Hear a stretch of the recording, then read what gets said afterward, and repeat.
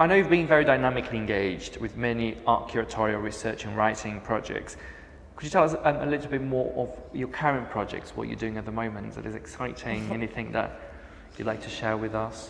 Yeah, so as we were saying before, I'm curating this exhibition of Flávio de Carvalho. That's right. It's going to happen in the spring at S2 Gallery, which is the commercial gallery of Sotheby's in Mayfair.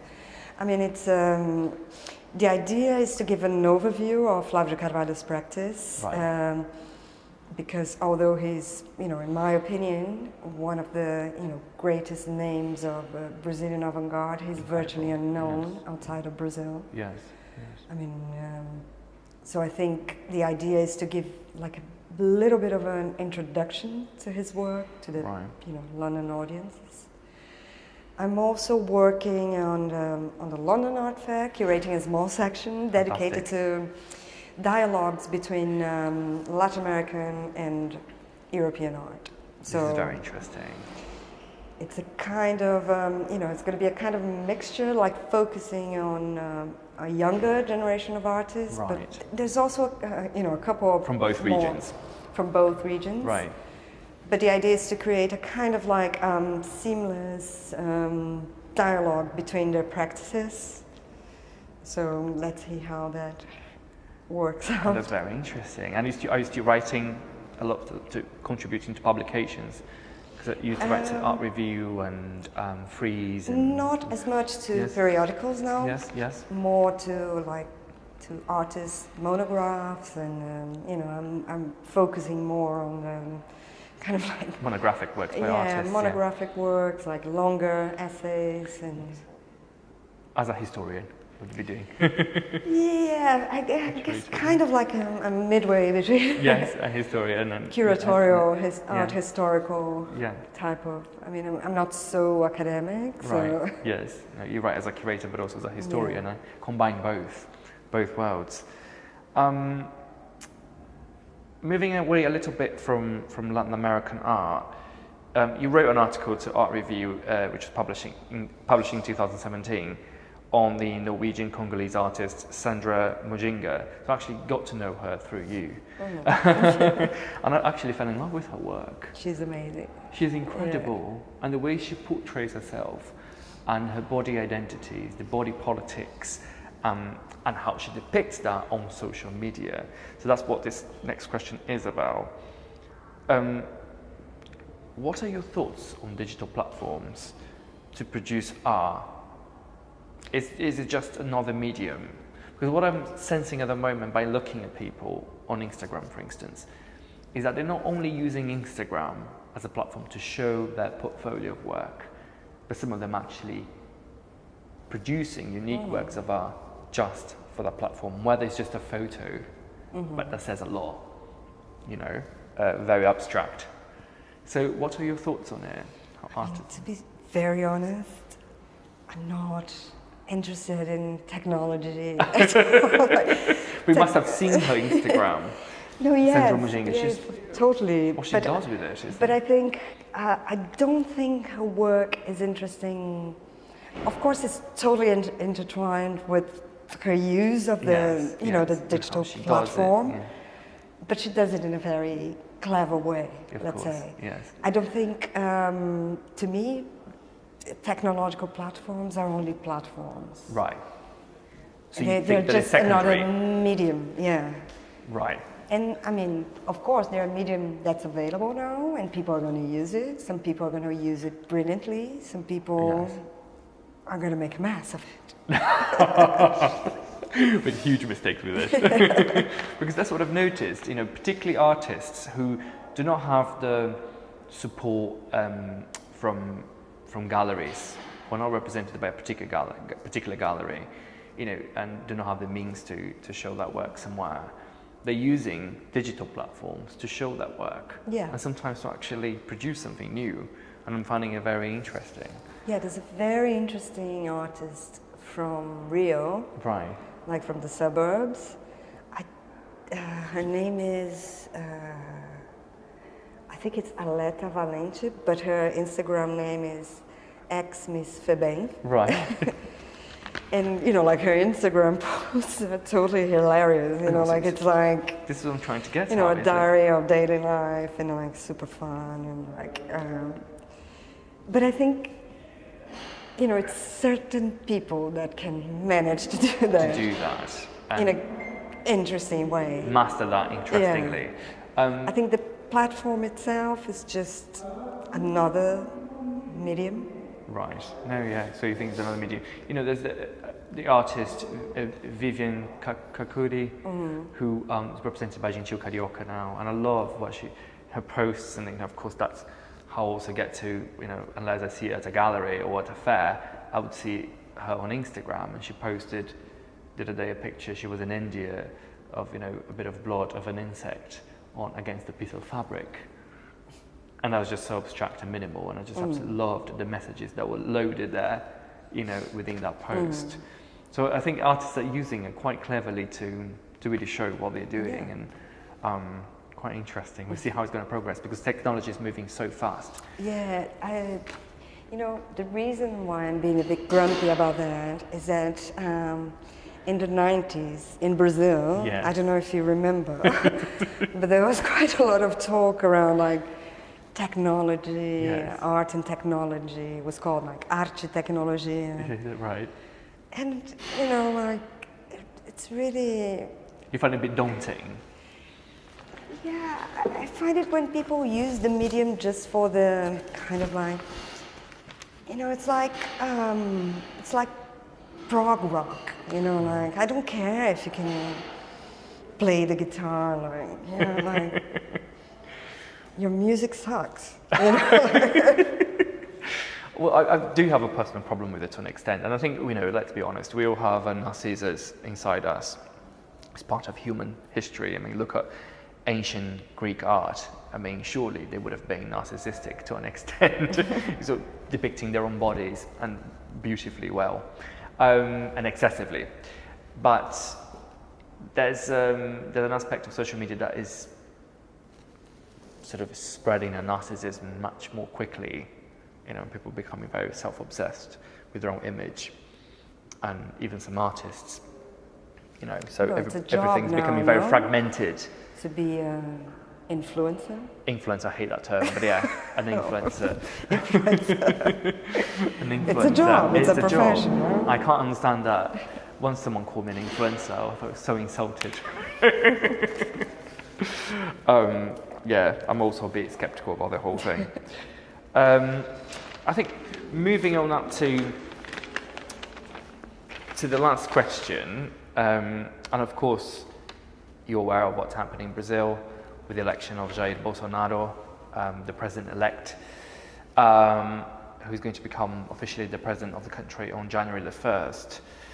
And I'd like to quote something from the art director of the Pivot Galeria from São Paulo, Fernanda Bremer, and she said during an article that was published by Freeze, when museums and forests are burning, when hard news and facts are disdained and discredited, it is easy for an authoritarian bravata to take place. Could you give us your perspective on the impact of Jair Bolsonaro's election on the Brazilian public culture sector, keeping in mind the devastating tragedy that happened to the Museu Nacional, the National Museum in Rio de Janeiro, prior to his victory, and the potential wider implications to the region, of course, focusing on the art sector and the cultural sector. What do you think that could potentially happen? I think there will happen. Do you think you're predicting? No, one thing that I'm pretty sure will happen is massive cuts to public funding of culture. Right. You know, because these people are not interested in culture. On the contrary,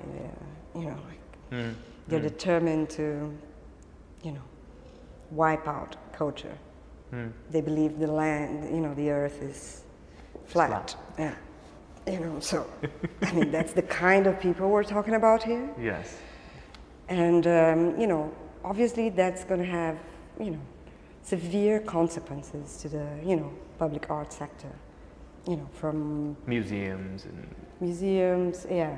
Lots of funding is done, right now through this lei Rouanet system, That's this right. tax exemption system, which, you know, like it's a government mechanism that allows companies to deduct tax in order to support cultural projects. Right.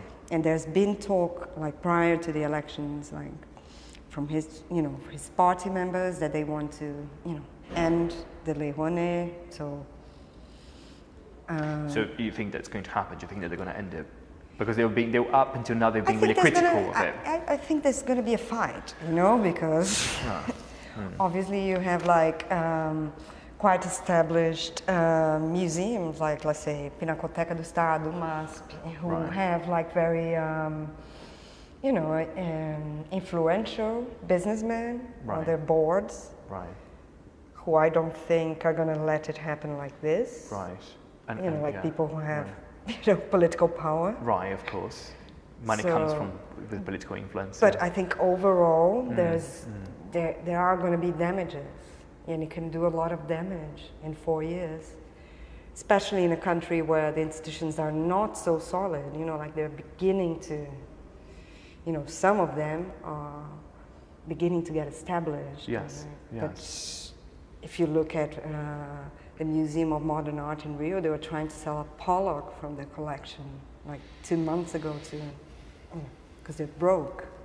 This is absolutely appalling. It is. Yeah, you have the National Museum case. I mean, well, I was absolutely shocked, and I did talk very briefly to Louise Estrina about that. It was the last question I asked her as well, just like with you. The budget to the museum, National Museum or Museo Nacional was something like 500,000 reais every year, which is absolutely appalling. It's really embarrassing. It's appalling. And of course, much lower than the Paulista museums, the museums from São Paulo.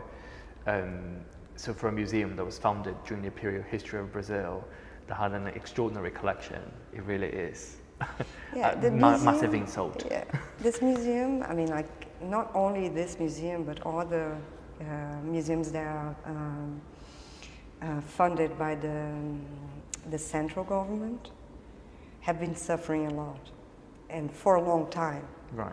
You know, like I remember having conversation.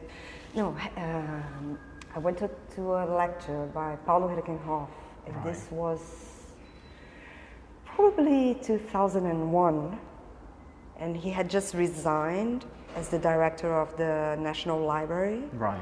Which holds, as you know, the collection of the Portuguese Empire, which is incredible, which is like really unique, you know. Yes. And he said he quit because he was like desperately seeking funding all the time. Like all his time was dedicated to trying to fundraise because everything was falling apart. Like there was like infiltrations, and he was, you know, he was scared that the library would burn down.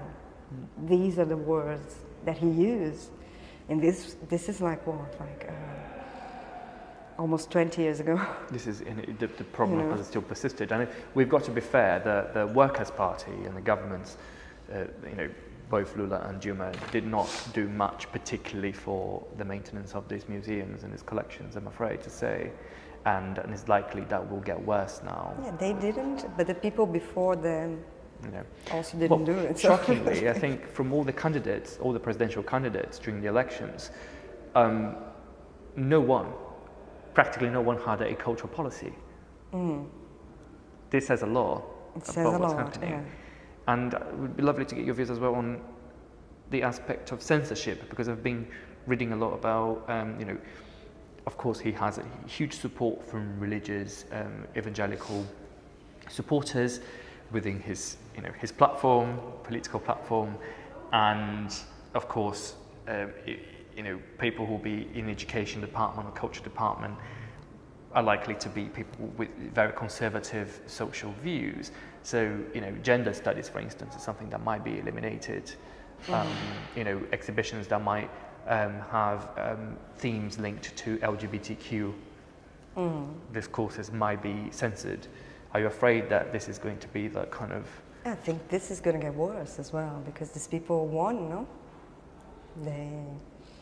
So, you know, I think this is one of the most terrible effects of this this recent presidential elections, because these people who support prejudice, intolerance, hate, it's the most like kind of backward views about what a society should be. They, you know, like they've been, they won the elections, you know? So. But do you think there will be enough, because Fernanda Brennan mentions in her article that the museum should be almost a sanctuary, in my own words, of democratic values.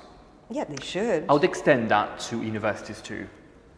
I think both museums and universities. Do you think that the voices will be silenced, or do you think that, what I'm trying to get at, do you think Brazilian institutions will be solid enough to stop this kind of I hope so, censorship? because we're still talking about like half of the country. So, you know, these people are still there. The people, you know, like with progressive views within the university, within the museum, they're still there. But I think they're going to have to fight some battles, like, you know, like this ridiculous attempts at censoring art exhibitions that these people never even been to in their lives. You know, like, so I don't know what they care. Yes, yes. And I think there's a bit of a great hypocrisy, if I may say, from financial institutions in Brazil, Brazilian ones, because after the elections, I spotted, and I'll mention names here, but I spotted a letter, an official letter from one of the Brazilian banks, and saying, I wish I had gotten a quote from it.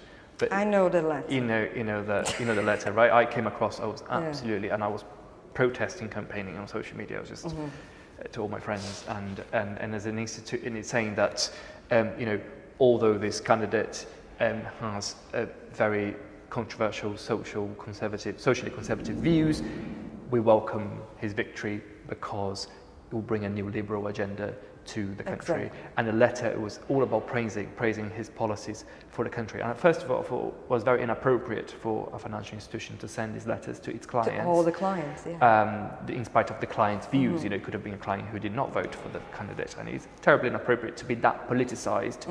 Secondly, the same financial institution supposedly owns our own cultural institute. So, what are your thoughts on this hypocrisy, on this sort of paradox? We support, but we are very happy that that candidate. Yeah, I don't know what's going to happen, because, as you know, the markets went up after his victory. Yeah, but as you know, like most artists, you know, like position themselves against this government. So, I mean, to what extent will the same artists agree to, let's say, have an exhibition at this financial institution's cultural center? Yes. In the future? Yes. I don't know. There may be, you know, conflicting interests. Yeah. No, absolutely. I look forward to seeing what's going to happen, and I hope that the Brazilian institutions, such as the Supreme Court, will be able to kind of hold any misbehavior. Yeah, I hope so. I think, you know, like the financial sector, I think, believes that they can control this president, because obviously this guy is nothing. Yes. Like they think he's a puppet. Yes. But I think he's a very dangerous type of puppet. Yes. With lots of support from international support as well. International support, but also internal support from the most kind of conservative and ignorant sectors of Brazilian society. So. And of course, given that Brazil is Latin America's largest country and economy, you know, it will definitely, I think, it will have a sort of a little cold effect on other Latin American countries, unfortunately. Yes. A very last point, and it'd be fantastic to hear from you. Of course, you're a curator and a historian, and you work with collaborate with so many contemporary artists, both in Latin America and here. And the art context and the art scene, I mean, you've got so many artists out there who are coming out of universities, being trained, and some of whom don't even go to universities, but are not represented by galleries. Are there any platforms that you know of that people can go to for support, to get mentoring, any kinds of support to their work, to develop that work and show that work, apart from fairs and galleries? Oh yeah, and there are several. No? Yeah. You have, for instance, in Latin America, something that emerged, I think, within the last 20 years. Right.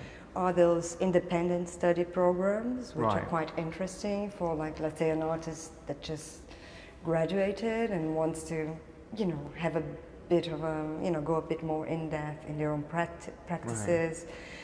Right. So you have, like, for instance, Flora in Bogota, right. which is an institution like exhibiting. I don't know if they exhibit anymore or if they closed that right. part of the program. But they have the Escuela Flora, where you can go and you have a studio and like it's kind of like a long residency, but you also get to, to meet curators. You have lectures, right. you have and you crits, exchange ideas yeah. and crits, yeah. So I think this is a very important kind of like post-grad experience for a practicing artist. You have several of these independent schools, and then you have like the more formal MA type of schools. Right. International. Right. I'm not sure if there is something like that in Brazil. Not that I know of. Yeah. Yeah, I think the MA programs in Brazil are still very academic. I think they're not so practice-based as here, for instance, or US. Right. And then there are like artist residencies that you can apply to, like, all over the world. Right. So I think what happened recently as well is like there's so many opportunities internationally. Internationally, yeah. You just have to kind of research and you look have for to it. research. Yes. So Kiki, it's been a great pleasure talking to you about Latin American art. Thank you very much indeed, and all the best. Thank you very much. Thank you.